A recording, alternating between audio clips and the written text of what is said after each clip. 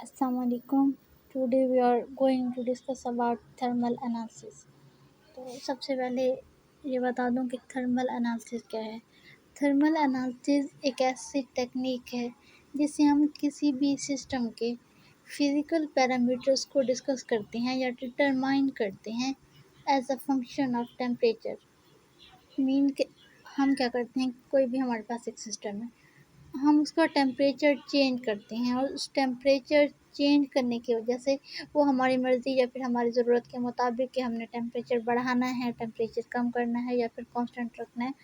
तो टेम्परेचर के increase, decrease या कांस्टेंट रहने से फिज़िकल चेंजेस कौन-कौन सी आती हैं, उन्हें हम डिटरमाइन कर सकते हैं थर्मल एनालिसिस के। फिर थर्मल एनालिसिस के डिफरेंट टाइप्स हैं, TGA, DTA and all others we will discuss in next lecture इंशाल्लाह।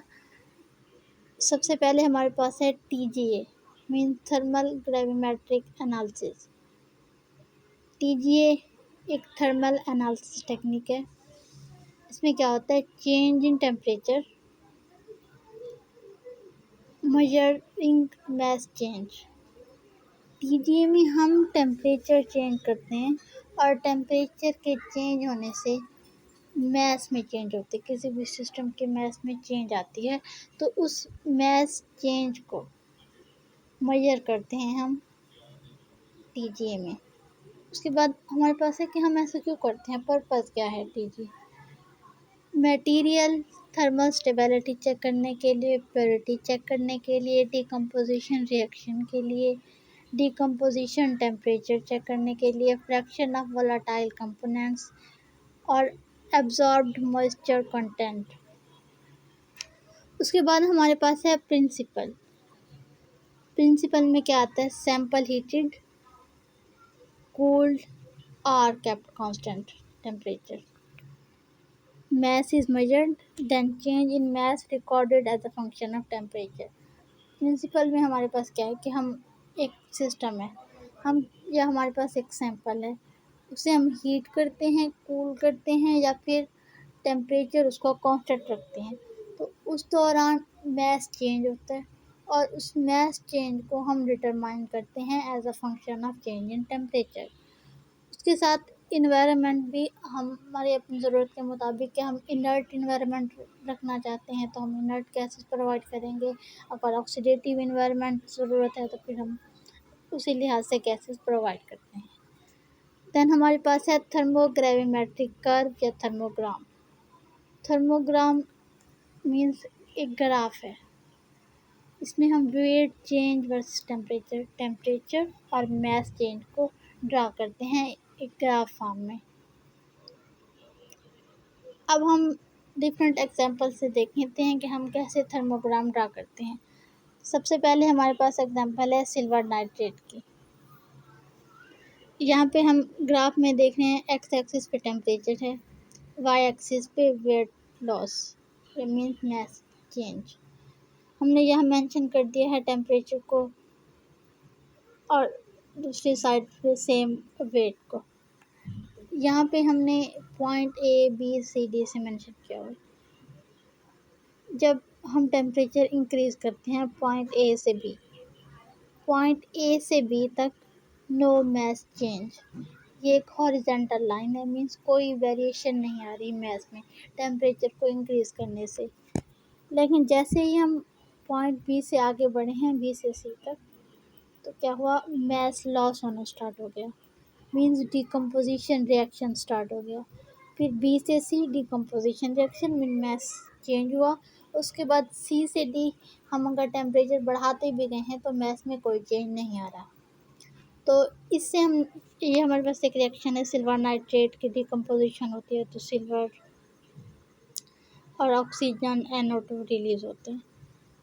तो ग्राफ से हमने ये देखा कि 500 से थोड़ा सा पीछे 473 डिग्री तक मास में कोई चेंज नहीं आया, मीन्स सिल्वर नाइट्रेट जो है 473 पे थर्मली स्टेबल है। उसके बाद 473 से जो ही हम ज़्यादा टेम्परेचर इंक्रीज़ करेंगे तो उसमें मास में वेरिएशन मीन मास लॉस होगा। उसके बाद हमारे पास एग्जांपल है match stick burning and TGA curve. Same temperature x axis पे और मैच चेंज जो है वाई एक्सिस पे। तो इसमें क्या मैच स्टिक के बर्निंग के दौरान कौन कौन से प्रोसेस होती हैं। सबसे पहले होता है लॉस ऑफ वोलेटाइल कंपाउंड्स, उसके बाद डिकम्पोजिशन होती है, फिर एटमॉस्फेयर इनर्ट से ऑक्सीडेटिव बर्निंग जो है वो ऑक्सीडेटिव इन्वायरमेंट में होती है, तो इन्वायरमेंट भी चेंज हो जाता है। उसके बाद कार्बन की कंबस्चन होती है और एंड पे इनऑर्गेनिक रेजिड्यूज बच जाते हैं जिन्हें हम ऐश कहते हैं। उसके बाद थर्ड हमारे पास एग्जांपल है कैल्शियम ऑक्सलेट मोनोहाइड्रेट। तो यहाँ पे हमने टेम्परेचर एक्स एक्सिस पे रखा, वाई एक्सिस पे वेट लॉस। तो सबसे पहले क्या हुआ, कैल्शियम ऑक्सलेट मोनोहाइड्रेट एक एनहाइड्रस साल्ट में जो है डिकम्पोज हो गया। साथ में क्या हुआ, ओके वाटर का, तो कैल्शियम ऑक्सलेट मोनोहाइड्रेट, इसमें क्या होता है, सबसे पहले कैल्शियम ऑक्सलेट मोनोहाइड्रेट एक एनहाइड्रस साल्ट में डिकम्पोज होते हैं, साथ में जो है वाटर की रिमूवल होती है। उसके बाद calcium oxalate then further decompose into calcium carbonate plus carbon monoxide, और थर्ड स्टेप में calcium carbonate further decompose into calcium oxide plus carbon dioxide. ये स्टेप वाइज रिएक्शन है जिसमें मैच चेंज होने से वेट लॉस होता है और इस तरतीब से वेट लॉस होता है। देन उसके बाद हमारे पास है इंस्ट्रूमेंटेशन, जिसमें मेन कंपोनेंट्स हैं फर्नेस, थर्मोबैलेंस एंड रिकॉर्डर।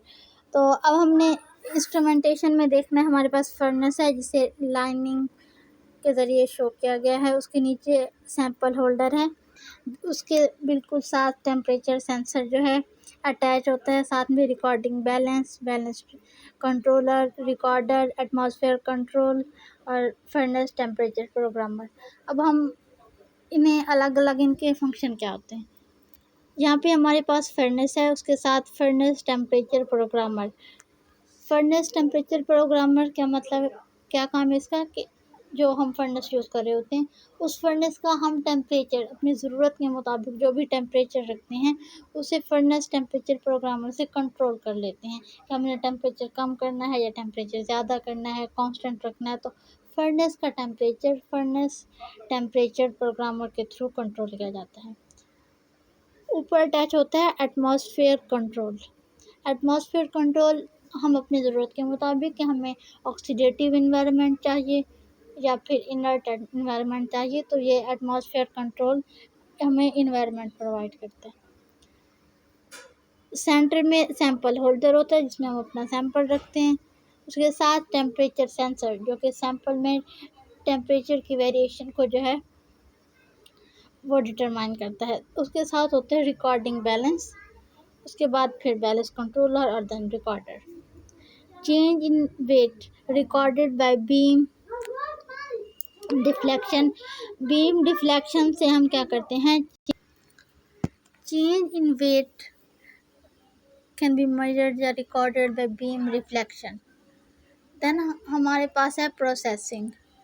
तो इसका प्रोसेस क्या होता है कि sample placed in sample crucible, furnace temperature raise slowly, corresponding temperature and mass noted. हम सैंपल को सैंपल क्रूसिबल में रखते हैं, फिर फर्नेस का टेम्परेचर इंक्रीज़ करते हैं अपनी ज़रूरत के मुताबिक, और फिर कोरस्पेंडिंग टेम्परेचर और मैस जो चेंजिंग है वो हम नोट करते जाते हैं। देन हमारे पास है टाइप्स ऑफ एनालिसिस टीजीए।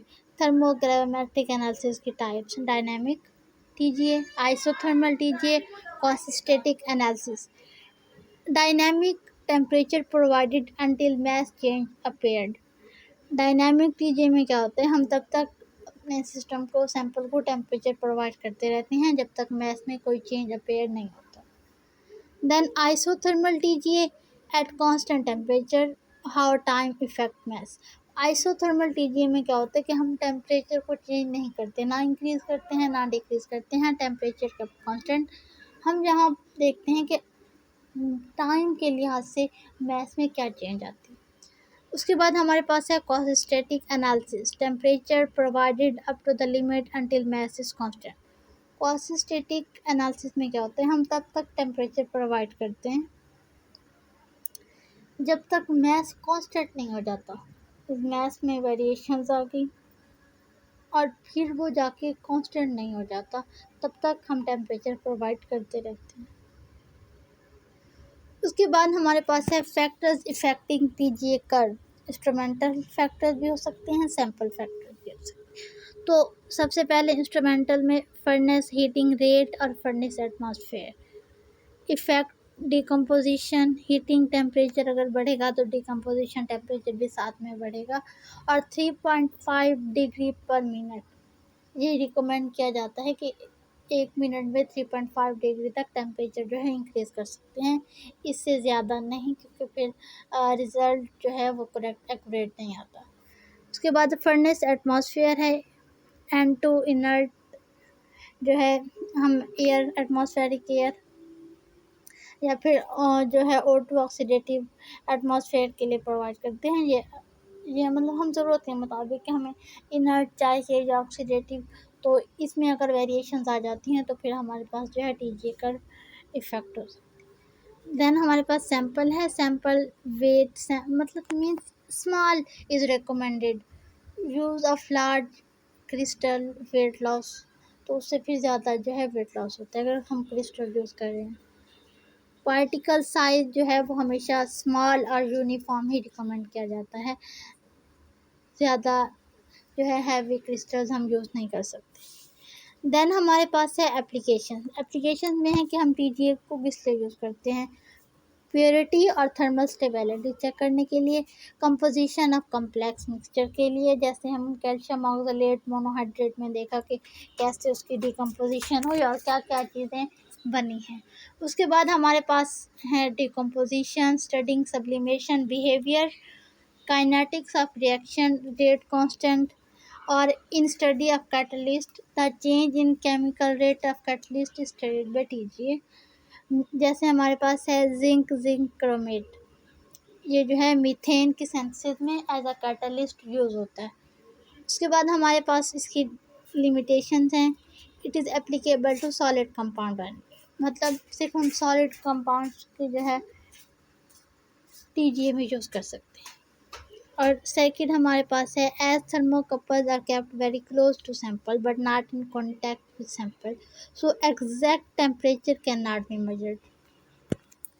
हमारे पास एक लिमिटेशन है कि हम सॉलिड कंपाउंड को जस्ट यूज़ कर सकते हैं, लिक्विड या गैस को यूज़ नहीं कर सकते।